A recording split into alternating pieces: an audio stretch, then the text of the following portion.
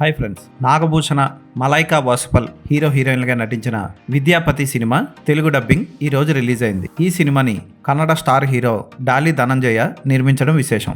ఇందులో స్పెషల్ పాత్ర కూడా పోషించారు. ఈ సినిమాకి ఏషామ్ ఖాన్, హసీన్ ఖాన్ దర్శకత్వం వహించారు. ఈ సినిమా ఎలా ఉందో చూద్దాం. విద్యాపతి హీరోయిన్ ట్రాప్ చేసి లవ్లో పడేసి హ్యాపీగా రిచ్ లైఫ్ని అనుభవిస్తూ ఉంటాడు ఆమెను పెళ్లి చేసుకొని. అయితే ఒకరోజు అవమానకరమైన సంఘటన జరుగుతుంది. తన భార్య ముందు పరుగు పోతుంది, అతని నిజస్వరూపం బయటపడుతుంది. ఆ తర్వాత భార్య అతన్ని గెంటేస్తుంది.